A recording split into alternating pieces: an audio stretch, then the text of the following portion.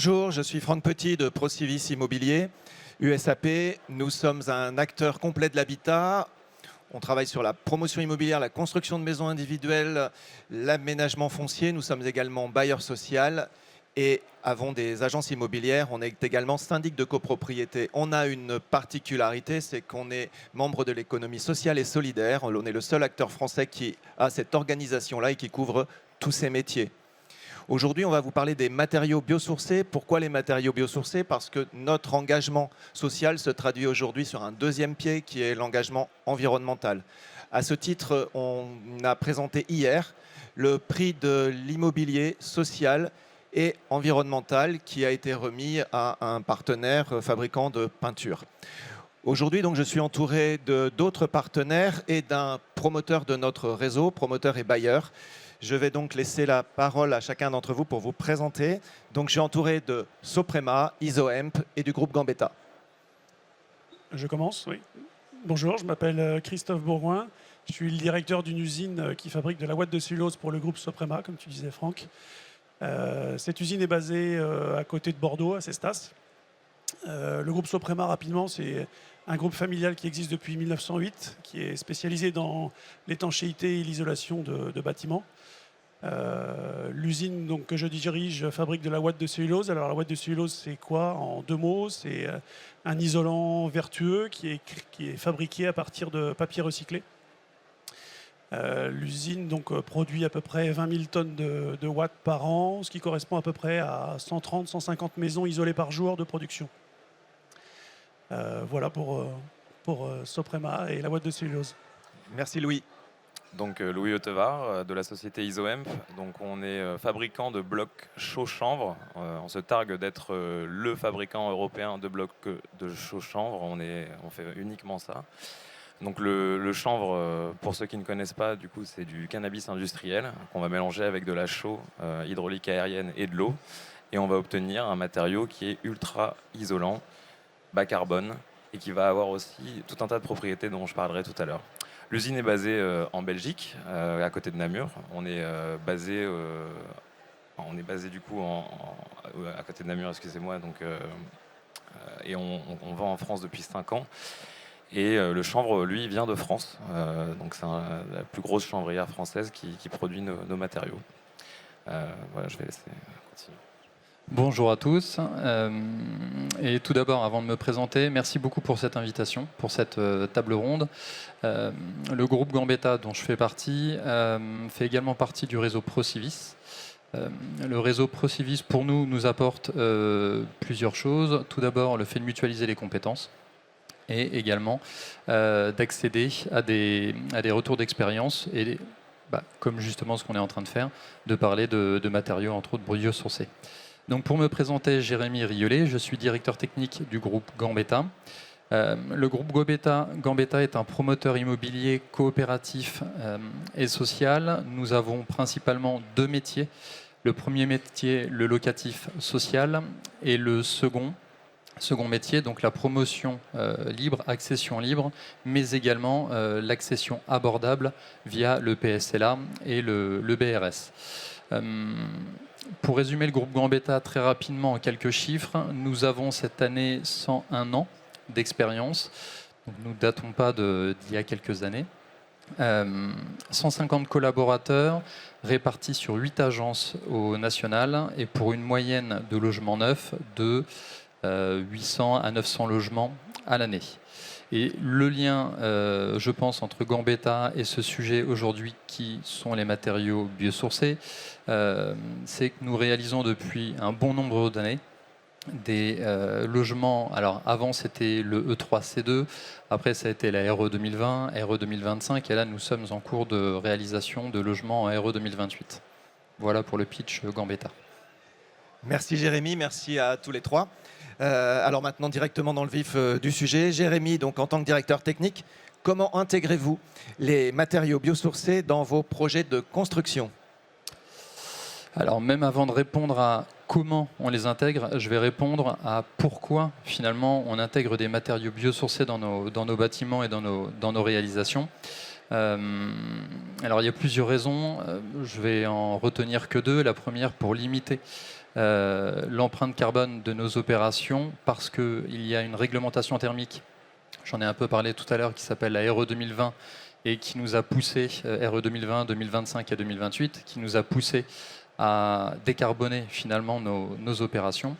Et puis il y a une seconde raison également, et ça c'est réellement à l'ADN du groupe. Nous sommes un groupe donc coopératif et social, et nous avons pour nous le devoir finalement de réaliser des logements pour nos locataires et pour nos acquéreurs, des logements de plus en plus vertueux. D'où le fait d'utiliser des matériaux biosourcés. Donc ça, c'était le pourquoi. Pour le comment, maintenant, alors c'est toujours un jeu de savoir quels matériaux on utilise et à quel endroit. Et vraiment de savoir comment réaliser finalement un bâtiment vertueux. Le bon produit au bon endroit. Le bon produit au bon endroit. Donc, nous fonctionnons de cette façon avec le groupe Gambetta. En fait, nous sélectionnons finalement les exigences fixées par opération. Ça peut très bien être le travail sur la résistance thermique, ça peut être le travail sur la réduction d'empreinte carbone, le confort d'hiver et de plus en plus le confort d'été. Et par rapport aux matériaux finalement qui existent, alors le mieux c'est des matériaux qui existent non loin de la future opération. D'où le sourcing, de réaliser le fameux circuit court. Le circuit court, tout à fait. Le fait de réaliser donc le sourcing et de réaliser un listing de matériaux biosourcés, ce qui nous laisse la possibilité de construire aussi bien des bâtiments collectifs en bois, en paille, en terre. Enfin voilà, la liste est non exhaustive, mais on s'amuse pas mal à faire ce type de bâtiment. Merci Jérémy. Alors je vais me tourner vers nos partenaires industriels également. Donc Christophe, vous, chez Soprema, comment vous pouvez nous expliquer les principaux avantages des matériaux biosourcés dans vos produits d'isolation, parce que vous êtes un spécialiste historique de l'isolation, oui. Et donc sur quels matériaux, puisque vous avez aussi une gamme qui est très très large chez Soprema. Oui, on a une gamme très très large chez Soprema en biosourcé, autour de la fibre de bois, de la ouate de cellulose, j'en ai parlé, et bientôt autour de la paille. Différentes fibres naturelles qui vont arriver sur le marché également. Plein d'avantages autour des matériaux biosourcés. Jérémy, tu as commencé à répondre à la question. Déjà, le confort, derrière pour les utilisateurs. Une maison isolée ou un bâtiment isolé avec du biosourcé, eh on a du confort thermique avec du déphasage qui est très important avec le biosourcé. Et après, évidemment, au-delà du confort thermique, il y a le confort acoustique également, mais évidemment l'empreinte carbone. On parle de circuit court, on parle de circularité. La ouate de cellulose en est un exemple. Hein. On va sourcer des papiers qui ont déjà eu une vie pour les transformer en isolant vertueux. Donc tout ça, ça a une empreinte carbone qui est, par exemple pour la ouate de cellulose, une empreinte carbone négative. Donc c'est très rare dans le monde de l'isolation. Donc plus on utilise ce genre de matériaux biosourcés, et finalement plus on fait un geste pour la planète, et moins on relargue de CO2 dans l'atmosphère. Donc moins de dérèglement climatique si on va jusqu'au bout de la chaîne. Merci Christophe. Alors, ça fait de nombreux défis à relever tout ça. Oui. Ça veut dire que vous avez rencontré quoi lors de l'intégration de ces matériaux biosourcés dans ces processus de production? Quoi comme difficulté? Quoi comme réflexion en amont? Il y a évidemment tout un tas de sujets là-dessus. Oui, il y a l'approvisionnement, il y a les avis techniques, il y a les changements des clients, etc. Alors déjà, il faut trouver la technologie. Encore une fois, je prends l'exemple de la ouate de cellulose où historiquement la ouate de cellulose est faite à partir de papier. On a développé une nouvelle ouate de cellulose à partir d'une nouvelle source d'un papier qui n'est pas un papier mais qui est un papier enduit qu'on appelle la glacine. La glacine, c'est ce petit morceau de papier que vous avez dans les mains quand vous ouvrez une enveloppe ou quand vous collez une étiquette sur un flacon, sur une bouteille, sur un colis. Bon, ça, c'est 80 000 tonnes de déchets en France qui ne sont pas utilisés pour l'instant. Donc ça fait 5 ans qu'on travaille sur le sujet. On a breveté un procédé industriel innovant sur le sujet. Donc ça nous permet de comment vous les collectez alors? Parce que enveloppe par enveloppe, personne ne vient chez moi pour chercher mon enveloppe de papier. Voilà. C'est ça la difficulté autour de ces matériaux-là, c'est que déjà il faut répondre à la question industrielle, comment on peut les transformer. Donc c'est ce qu'on a fait depuis 5 ans chez Soprema. Et derrière, il faut aller la chercher cette matière. Donc encore une fois, sur l'exemple de la glacine, on a créé un maillage territorial sur le territoire français qui nous permet d'avoir X partenaires. Alors, j'ai 600 partenaires, 600 contrats avec des industriels fournisseurs, finalement, qui cherchaient une solution exutoire pour ce déchet qu'est la glacine. Et finalement, on rend un service en allant chercher cette matière. On a ce circuit court qu'on a créé. Et en même temps qu'on rend ce service aux industriels, eh bien, on crée un isolant vertueux qui permet d'avoir une isolation performante pour nos maisons et pour le particulier. Donc le défi, c'est un défi industriel déjà, un défi réglementaire, tu en as parlé, mais aussi un défi pour aller collecter la matière, pour aller chercher cette matière de façon la plus directe, encore une fois, pour être en accord avec le produit qu'on fabrique. Donc empreinte CO2 la plus faible possible pour aller chercher cette matière et empreinte CO2 la plus faible possible pour transformer cette matière. Et comment on réduit l'empreinte CO2 pour aller chercher la matière? Alors, au travers de ce maillage territorial, il faut créer cette chaîne de valeur entre industriels. C'est ce qu'on a fait, je l'ai dit, avec ces 600 partenaires. C'est au-delà de la richesse des échanges qu'on peut avoir avec tous ces partenaires, et on est là pour en témoigner, et bien ça nous permet de créer cette chaîne de valeur. Et chaque industriel est un maillon.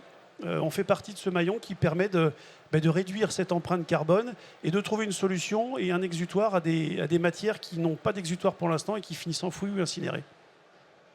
Voilà. Merci. Alors, on va parler un peu ISOEMP, on va parler de chanvre. Alors, c'est quoi les spécificités du bloc de chanvre chez ISOEMP? Donc le chaud chanvre, ça existe depuis très longtemps dans le bâtiment. On l'utilisait principalement en projection ou en banchage, ce qui impliquait un temps de séchage relativement long. Et nos fondateurs, il y a 12 ans, ont trouvé ce matériau et ils se sont dit mais c'est génial, il faudrait qu'on l'industrialise. Il faudrait qu'on rende plus facile aussi aux artisans la pose de ce matériau, parce que la projection, c'est quand même assez fastidieux. Le banchage, ça demande quand même une préparation importante. Donc, voilà, ils se sont dit, on va standardiser la production de chaux chanvre en faisant des blocs à maçonner. Donc, c'est des blocs qu'on maçonne comme de la maçonnerie joint mince classique, qui vont servir d'une part pour l'intérieur, mais aussi pour l'extérieur, donc en ITE ou en ITI. Et aussi, on a développé depuis quelques années un système constructif en monomure qui permet, avec une épaisseur de 36 cm de chanvre, d'avoir un R supérieur à 5 uniquement avec le chaud chanvre.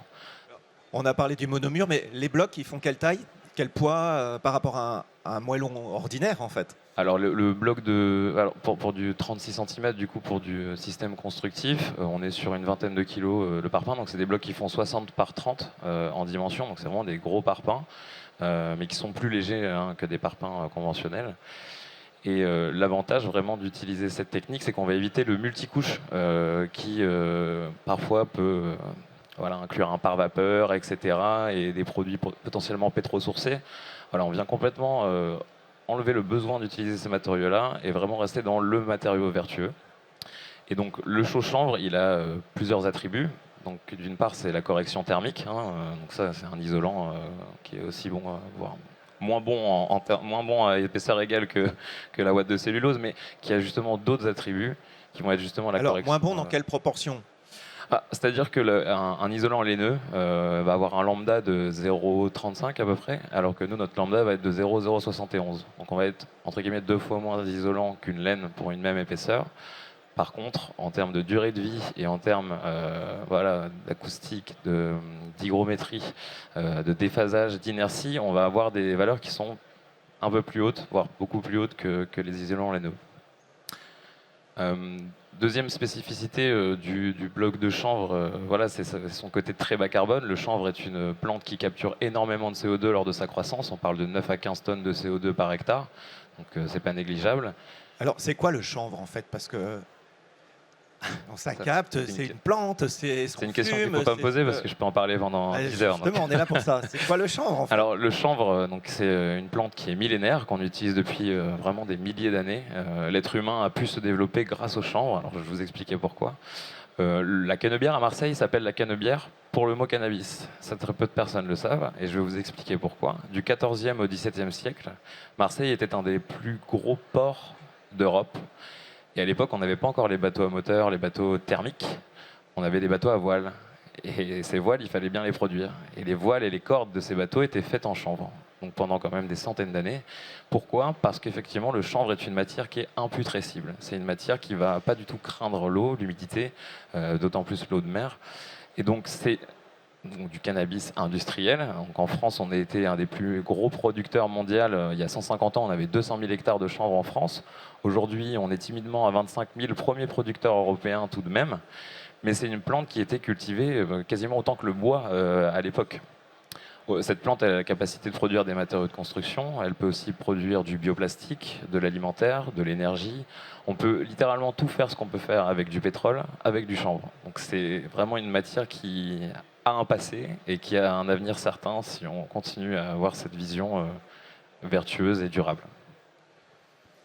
Merci. Est-ce que on a parlé de l'avantage par rapport à d'autres matériaux biosourcés, mais si je reviens sur les matériaux traditionnels, c'est quoi vraiment l'avantage du bloc de chanvre par rapport à un bloc maçonné classique ? Un bloc maçonné classique, il va falloir l'isoler. Il va falloir, c'est un complexe en fait, on ne construit jamais en mettant juste un bloc. Donc aujourd'hui, si on veut comparer le bloc de chanvre à une autre technique de construction, il faut vraiment prendre en compte le multicouche qui est le standard du bâtiment aujourd'hui. Et donc la différence, c'est ça, c'est qu'aujourd'hui, on peut venir éviter déjà des temps de travaux qui peuvent être longs, parce que faire du multicouche, ça va être des travaux qui vont durer quand même assez longtemps, alors que là, poser un bloc, le lendemain il est sec, on peut l'enduire, ça va quand même relativement vite. Et c'est une seule entreprise. Et c'est une seule entreprise par oui, c'est rapport ça, c'est à exactement plusieurs ça. corps d'État qui interviennent sur un mur maçonné avec un isolant, etc. Exactement. Alors, ce qu'il faut savoir aussi, que je n'ai pas souligné tout à l'heure, mais qui est quand même important, c'est que le bloc de chanvre n'est pas porteur. On est sur un matériau qui est fait pour du remplissage. C'est pour ça que chez nous, ISOEMP, on est les seuls à faire ça aujourd'hui. On a des blocs percés et des blocs U qui nous permettent de venir couler une structure béton armé donc dans les blocs qui vont servir de coffrage, entre guillemets. Et aujourd'hui, on a développé un ATEX de KA auprès du CSTB pour aller jusqu'à du R+2. Donc ça, on y reviendra aussi tout à l'heure, les réglementations, etc. Mais aujourd'hui, on est quand même en capacité de construire des bâtiments. Là, à Lyon, on fait un R+5, donc en ATEX de KB.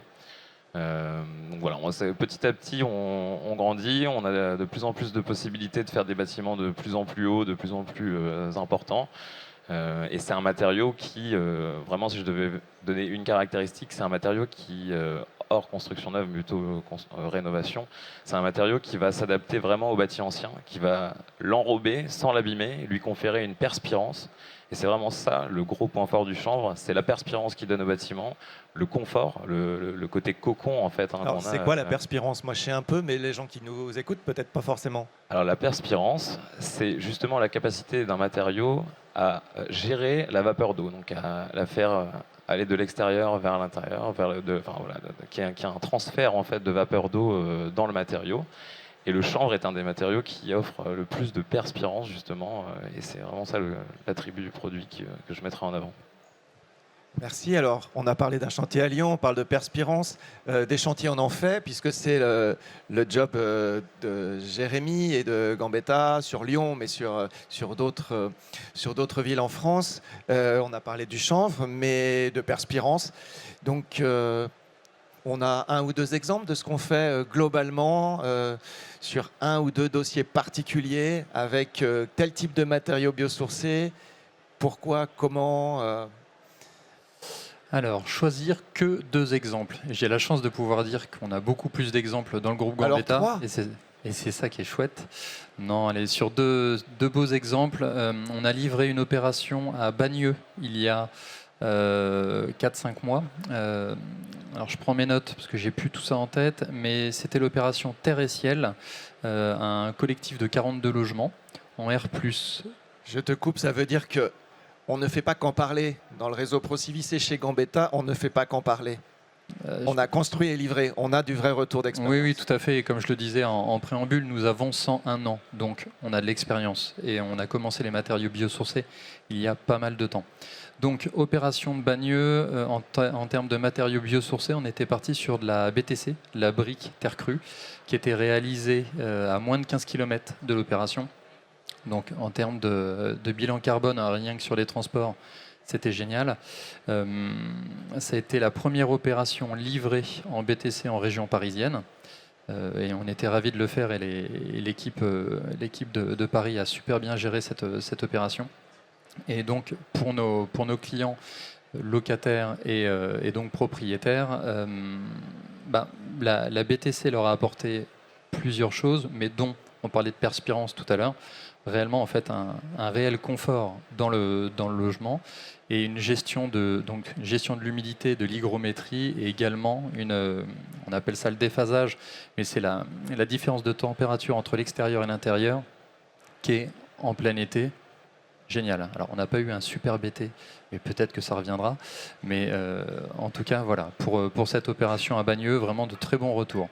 Et puis, on a une opération qui s'appelle Terre d'Ema à Grenoble, donc non loin de Lyon. Là, nous venons de mettre les premiers coups de pelleteuse pour faire le terrassement. C'est un R+5 de 50 logements. On a gagné un concours sur la ZAC de Grenoble où les obligations, le challenge étaient les suivants. Viser la RE 2028, avoir un niveau de ce fait bas carbone très très bas et également mettre en avant le confort d'été pour ce bâtiment, car nous sommes à Grenoble.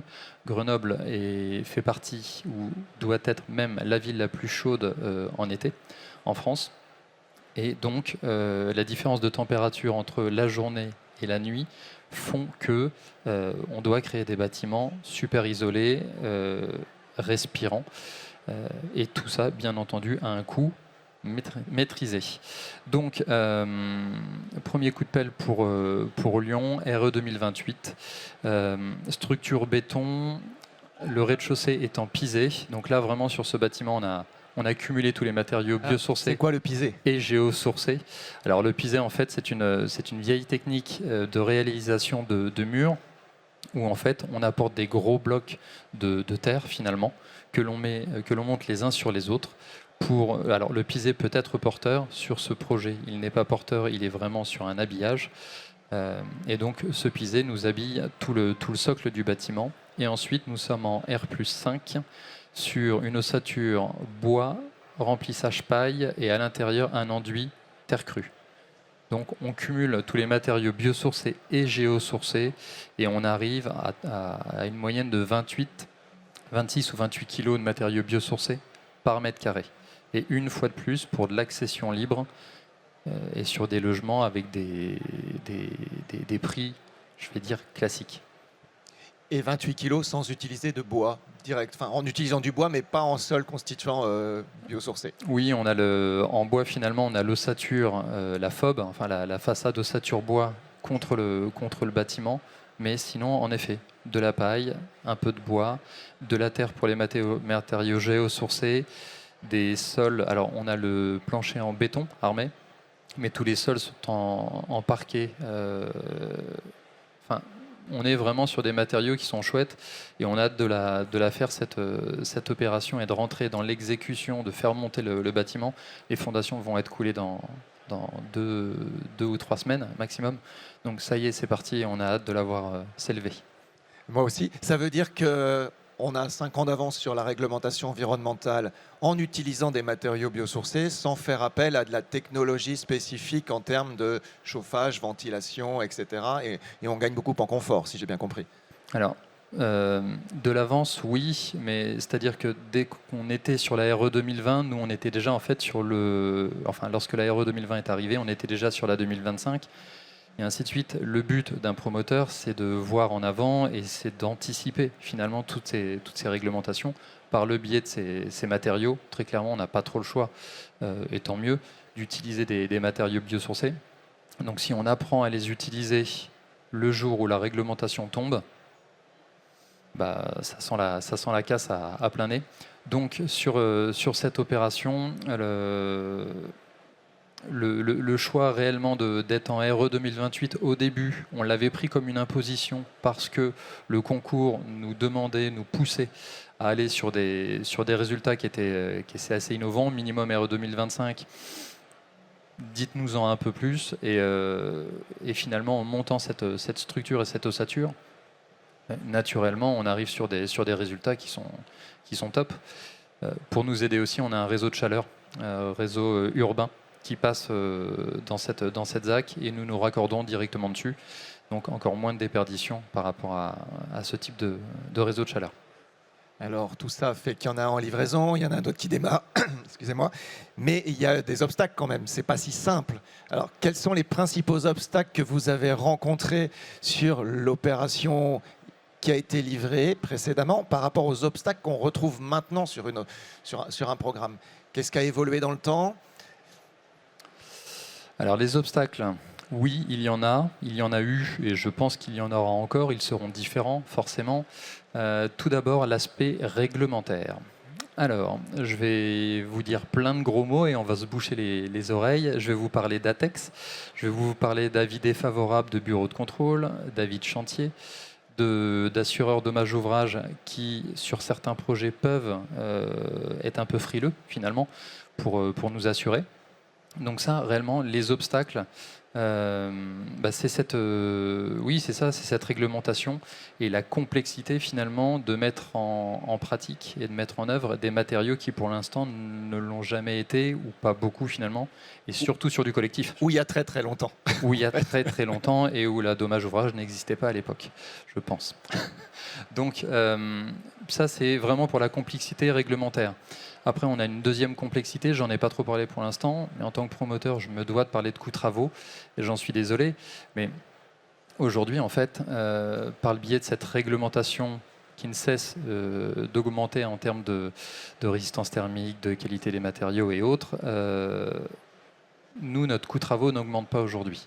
Et donc, on doit être capable d'acheter des matériaux biosourcés ou des solutions biosourcées à un prix finalement maîtrisé et qui rentre dans nos coûts travaux ou alors qui rentre dans le budget au final de nos acquéreurs ou de nos locataires. Donc ça c'est la grosse complexité. Ce que nous mettons en place dans le groupe Gambetta, très clairement c'est un jeu de réseau finalement, d'où le fait de faire partie également du réseau Procivis, de travailler, de rencontrer des industriels, de travailler avec des entreprises, des bureaux d'études, des architectes pour finalement démystifier les matériaux biosourcés. J'ai juste un exemple qui est frappant. Quand on était tous petits, on nous racontait l'histoire des 3 petits cochons avec des maisons en paille, des maisons en bois et des maisons en briques. Et étrangement, c'était pas la maison en paille et c'était pas la maison en briques qui tenait le plus longtemps.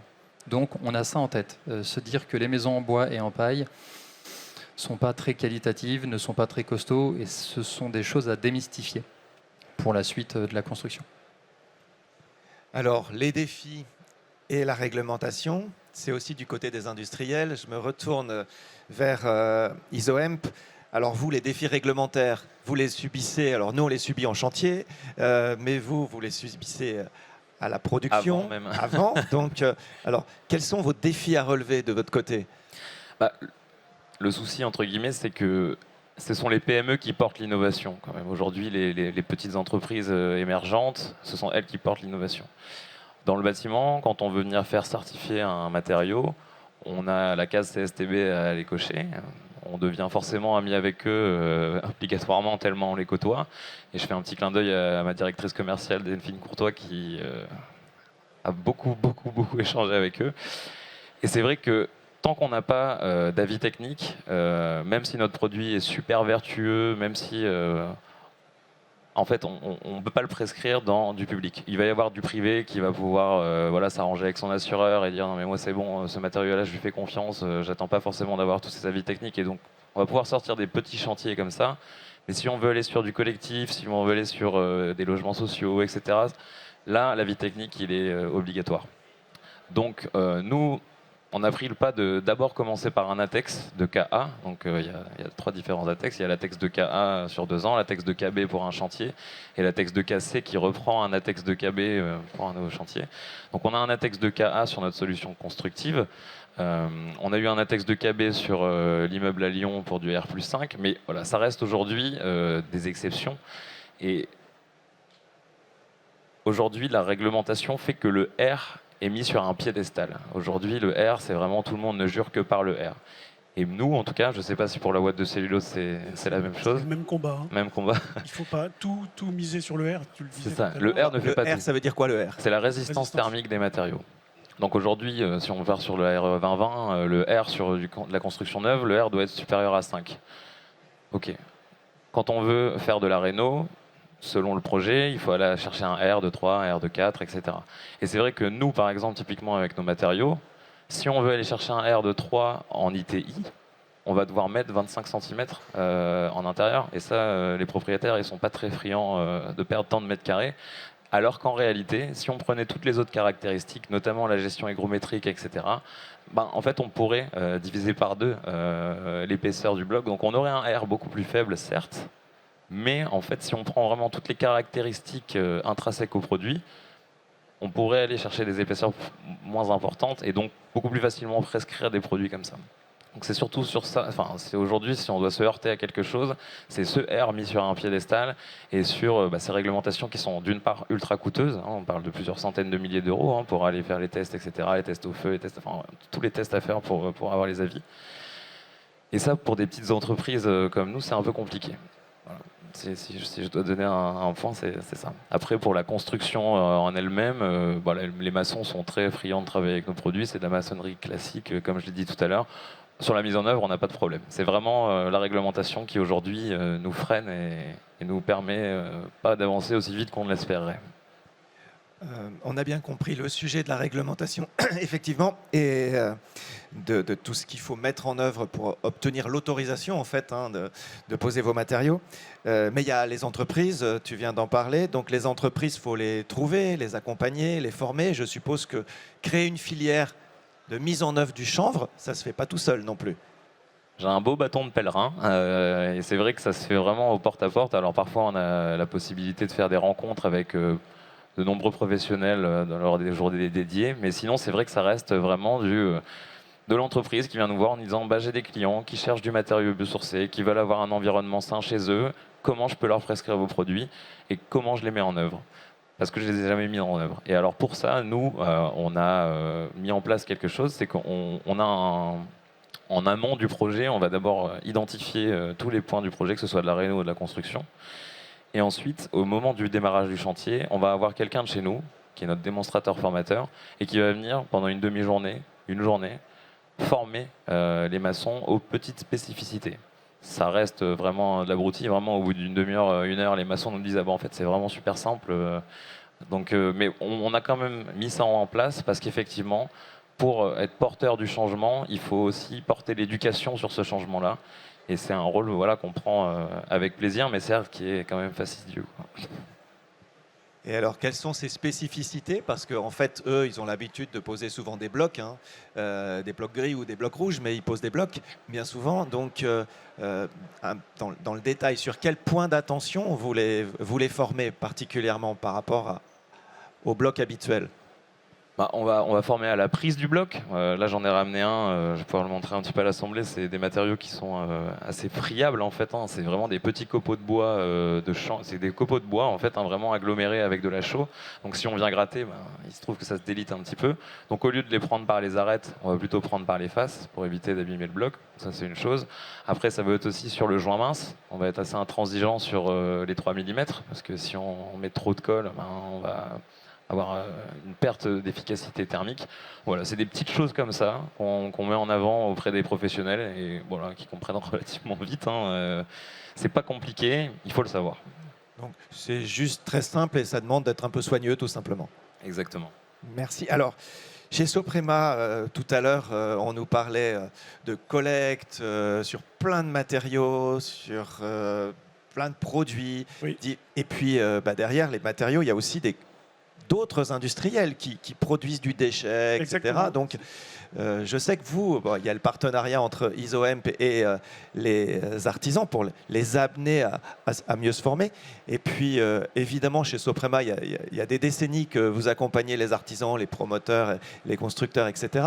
Mais je pense que vous animez aussi, si j'ai bien compris, l'ensemble de vos collègues ou de la filière industrielle pour vous fournir de la matière, pour travailler avec vous. Comment vous organisez? Parce que là, on parle de Soprema ou de Isohemp, mais l'écosystème industriel, il s'organise comment pour collecter et travailler ensemble?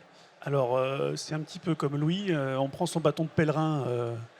Nous, on a commencé la collecte de la glassine il y a 2 ans. Alors, Louis, il a en face de lui des artisans, en fait. Oui. Là, Soprema a en face de lui, parfois, des majors industriels. Donc, Alors, on parle... Bon, On comment a on des va les majors, chercher? C'est pas effectivement, tout à fait mais pareil. Hein. il faut convaincre de la même façon.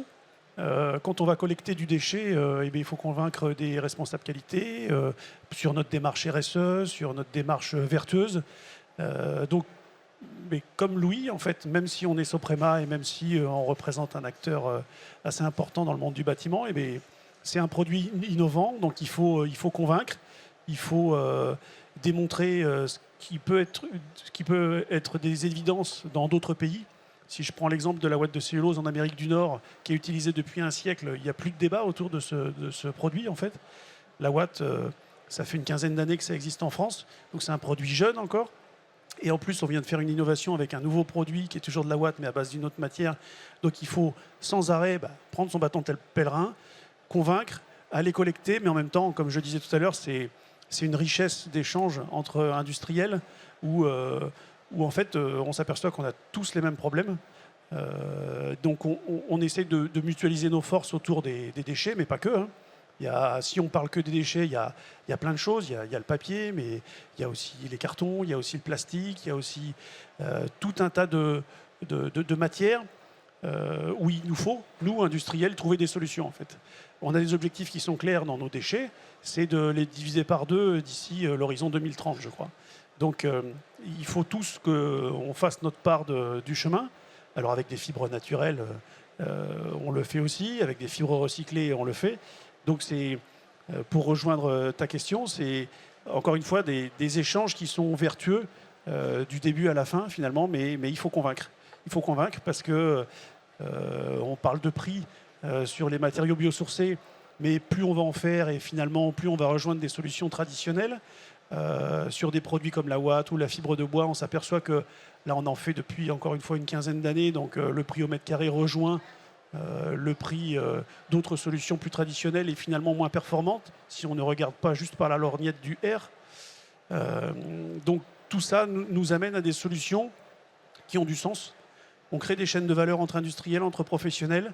On crée du sens à nos activités, finalement. Et ça, c'est quelque chose de très intéressant pour nous, industriels, et on essaye d'amener ça jusqu'au bout de la chaîne, à l'applicateur, à l'industriel, enfin, à l'utilisateur, à l'habitant du bâtiment, pour démontrer que nos solutions sont les bonnes, finalement.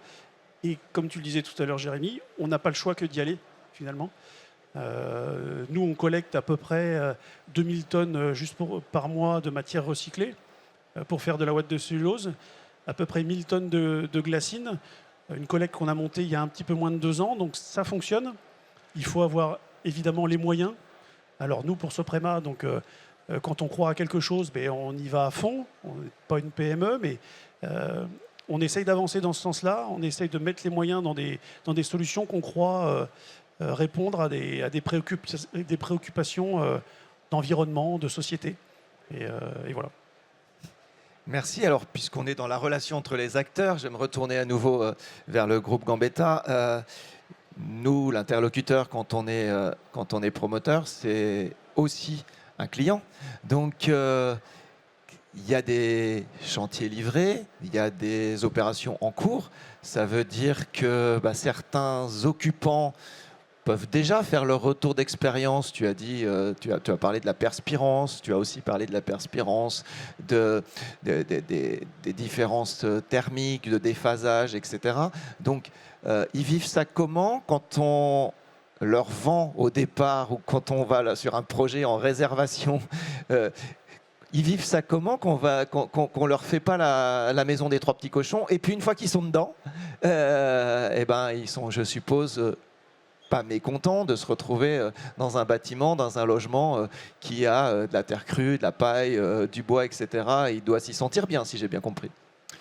Alors, pour chaque phase finalement de la réalisation d'un bâtiment, que ce soit de la phase conception jusqu'à la livraison et même finalement le fait d'avoir des retours sur nos acquéreurs, pour moi, alors je suis un amoureux de la construction et des matériaux biosourcés, donc forcément mon discours sera un petit peu axé dans ce sens, mais il n'y a pas de retour négatif finalement. Il y a juste des façons de fonctionner et de travailler différentes. Pour le côté promoteur, les habitudes ont été prises. Maintenant, on se creuse moins la tête quand on réalise un bâtiment en se disant qu'est-ce qu'on va mettre comme matériaux biosourcés. Il y a des automatismes qui se font. Et nos clients, finalement, viennent aussi chez nous, peut-être en partie parce que nous maîtrisons ces processus et nous savons l'expliquer. Il y a quelque chose qui s'appelle le dérèglement climatique. Maintenant, c'est une notoriété publique et nos clients en sont conscients. Et de ce fait, ils cherchent à acheter ou à louer des logements qui vont résister à des étés torrides, très clairement. Donc l'utilisation de ces matériaux peut être la réponse à des étés complètement fous avec des températures qui vont être... Les bouilloires thermiques. Oui, non, mais complètement, c'est ça. Donc ça, aussi bien sur de la rénovation que sur le neuf. Et donc pour répondre plus précisément à leur retour, lorsqu'ils nous achètent le logement et lorsqu'on commence à faire les visites des bâtiments, quand on fait la visite cloison et qu'on explique à nos futurs propriétaires que derrière ce mur qui fait 30 cm d'épaisseur, c'est une ossature bois, au début, ça les inquiète un peu. Et une fois qu'ils sont à l'intérieur du logement et qu'ils ont pu voir, de par des discussions avec des amis, comme quoi chez eux, dans leur appartement, il ne fait pas très très chaud, alors que leurs voisins qui sont dans un bâtiment qui peut être neuf aussi, mais qui a une structure différente, finalement, ils sont très contents d'avoir signé chez nous et sur ce type de projet, d'où le fait de continuer et d'y aller à fond sur des bâtiments biosourcés. Donc ils ont ensuite des consignes d'usage vis-à-vis de ces matériaux. Ils peuvent faire des trous, ils peuvent planter des clous, ils peuvent mettre leurs meubles, qu'est-ce qu'ils peuvent faire ou pas faire par rapport à... On est obligé de leur expliquer ça ? Oui, après, alors, pour moi, c'est de l'éducation. Nous, à notre niveau, en tant que promoteur, on a été éduqués sur l'utilisation dans les bâtiments de ces matériaux. À nous de passer le relais à nos clients en leur transmettant des fiches d'utilisation. Alors des fiches, c'est en PDF, c'est pas du papier, c'est bas carbone, tout va bien. Mais des fiches d'utilisation finalement de leur logement pour leur expliquer que sur de la terre crue, on peut mettre des fixations, mais c'est tel type de fixation, faut pas faire n'importe quoi. C'est un peu moins résistant par exemple que du béton armé, mais on peut mettre des fixations, que si on a de la paille ou une isolation en paille, on peut avoir une fuite qui peut arriver sur une fenêtre comme dans n'importe quel type de bâtiment. Lorsque c'est de la paille, il faut prévenir un petit peu plus tôt pour pouvoir intervenir. En fait, c'est un apprentissage qui se fait naturellement, mais l'apprentissage qui a pu se faire, il y a une période, il y a une trentaine d'années, on faisait tous les doublages en briques épaisses. Après, on est passé sur du placo, et les fixations entre de la brique et du placo ne sont pas les mêmes. Et voilà, c'est juste une évolution logique et simple, et la transmission finalement pour nos clients et nos locataires se réalise très bien. Merci. Alors, il nous reste 5 minutes. Je vais vous poser à tous les trois la même question en conclusion. On parle de ce qu'on fait les uns et les autres, mais ça reste, on l'a dit, relativement modeste, comme production, la construction d'immeubles, de maisons ou la rénovation en matériaux biosourcés. On a parlé des contraintes, on a parlé des difficultés, des défis à relever, de l'éducation des entreprises, de la filière à organiser. On a parlé effectivement de la pédagogie vis-à-vis du client qui est de toute façon alerté vis-à-vis du dérèglement climatique. Donc aujourd'hui, ça reste modeste. Donc en 1 minute environ chacun, vous voyez comment l'évolution de la demande pour les matériaux biosourcés. Je vais commencer par Soprema et puis on finira par le promoteur qui, lui, a directement la demande en termes de logement. Vous avez la demande en termes de produits. Alors j'espère qu'on va dire à peu près la même chose. 1 minute chacun. Moi, je suis très confiant pour l'avenir. Alors, c'est peut-être prétentieux, mais très confiant. Pourquoi ? Parce que je pense qu'on a fait l'étape presque la plus difficile. C'est-à-dire qu'on a communiqué beaucoup sur nos solutions, on communique encore, et on a démontré certaines choses. Il nous reste encore des combats. On parlait du R, de la résistance thermique tout à l'heure, on parlait de la réglementation. Mais finalement, je pense que maintenant, quand on parle de biosourcé, on a moins cette image de la maison des 3 petits cochons. L'utilisateur final sait que le biosourcé, quand il fait cette demande pour sa maison, il fait un geste pour la planète, mais aussi pour son confort. Ça n'est plus maintenant lié qu'à une empreinte carbone, finalement, même si elle est très vertueuse. C'est lié aussi à un confort et à une durabilité. Donc je pense que moi, l'avenir, je le vois plutôt très bon pour les biosourcés, pour tout un tas de solutions de biosourcés, pas que la ouate, hein, la fibre de bois, le chanvre, c'est de belles solutions aussi. Il nous faut encore régler 2-3 petits points de réglementation, communiquer encore beaucoup au travers de ce genre d'échanges, au travers de nos collectes. On pérennise notre sourcing. Donc finalement, on va avoir, nous, des prix qui vont rester assez stables pour l'avenir, parce que tout ce qu'on est en train de construire en ce moment, eh bien, on le crée pour l'avenir aussi. On sera moins dépendant de certaines fluctuations énergétiques, puisqu'on a des solutions qui consomment très peu d'énergie grise, donc finalement, on est moins impacté. Donc moi, je suis assez confiant pour l'avenir. Il y a des réglementations qui arrivent, qui vont finalement nous pousser. Nous, industriels, on est prêts à répondre à la demande. Je fais partie de l'AICB, on fait partie de l'AICB et la réponse industrielle a plus que doublé depuis ces dernières années pour répondre à une demande toujours croissante. Et on va continuer à investir. C'est des centaines de millions d'euros qui sont investis dans le biosourcé, chez Soprema, mais pas que chez Soprema. Donc nous, on investit beaucoup, on y croit, et l'avenir, je pense, est vert. Alors chez Isoemp, on ne va pas dire le contraire, hein, mais... Non, je suis complètement aligné avec Christophe. C'est vrai qu'on voit quand même une demande croissante, d'autant plus que les avis techniques, etc. arrivent au fur et à mesure. Donc c'est vrai que c'est un peu une boule de neige, dans le sens où plus on a d'avis techniques, plus on va avoir de références chantiers intéressantes, plus ça sera plus simple de prescrire, en fait, parce que personne ne veut être le premier, ça on l'a bien compris. Mais non, l'avenir, il s'annonce quand même beau, dans le sens effectivement de la réglementation, mais aussi, moi je le vois sur le terrain, que ce soit les architectes, les bureaux d'études, etc. Il y a une demande qui, de mois en mois, s'accroît, et malgré le coût qui représente quand même le nerf de la guerre et qui peut être encore un frein, on sent qu'on commence à s'approcher. Là, on le disait tout à l'heure, nous, nos tarifs ne sont pas non plus du simple au double par rapport à une solution conventionnelle. Donc, selon comment on arrive à amener le projet, on peut faire très vite comprendre au client qu'il ne va pas payer beaucoup plus cher, mais par contre qu'il va avoir vraiment beaucoup plus de confort. Bon, vous avez été bavard, vous êtes confiant dans l'avenir, il ne reste plus que 30 secondes pour Jérémy. Désolé. Sans problème, l'avenir sera déjà dans 1 minute, du coup je prendrai vos coordonnées et puis on parlera boulot après. Mais blague à part, l'avenir, dans tous les cas, on a une réglementation qui va nous imposer de le faire. Maintenant, l'avenir pour nous, c'est d'utiliser, une fois de plus, les bons matériaux aux bons endroits. Ne pas faire de fioritures et de faire des bâtiments efficaces. Nos clients en seront contents, on arrivera à maîtriser le coût et tout se passera bien. Merci à tous les trois. Merci Donc, on beaucoup. était sur Rent Channel et on parlait avec Procivis, le groupe Gambetta, Isoemp et Soprema, des matériaux biosourcés. Ça ne coûte pas forcément plus cher. C'est pas que bon pour la planète, c'est aussi bon pour le confort des habitants et c'est bon pour la manutention des entreprises. J'ai bien noté. Merci à vous. Merci. Merci beaucoup. Merci. Merci.